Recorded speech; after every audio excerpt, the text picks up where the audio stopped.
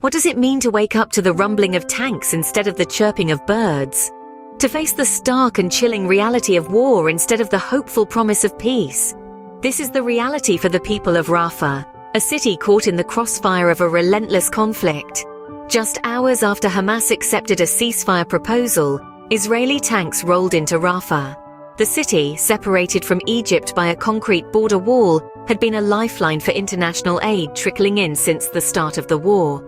But with Israeli forces controlling the ingress and egress, the city's fate hung in the balance.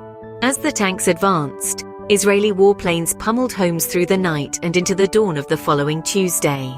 The Rafah crossing, once a beacon of hope for the movement of goods and people, was now under the control of the Israeli Defense Forces. Closed in both directions, it cast a pall of despair on what was already turning into a 7-month-long nightmare. Israel maintains that its bombing of Gaza is limited. Yet the death toll among Palestinians continues to rise by the day. In less than 24 hours, dozens of people were killed.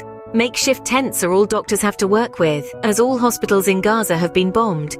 The Israeli War Cabinet, under Prime Minister Benjamin Netanyahu, unanimously voted to continue military operations in Rafah. It issued more orders for Palestinians east of the city to leave, pushing them towards areas already heavily bombed.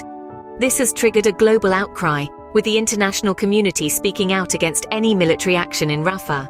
China and France, both permanent members of the UN Security Council, were the latest to join those calls.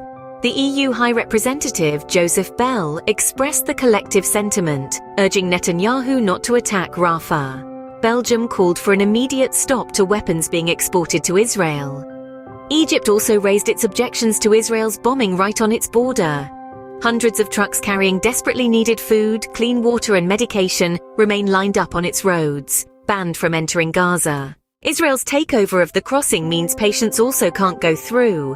The UN warns that it only has enough aid for Gaza to last one day, as it too has been banned from getting through the Rafah crossing.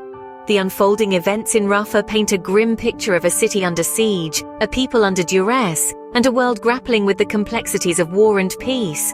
As the situation continues to evolve, one question remains: when will the cycle of violence end, and when will the dawn of peace finally break?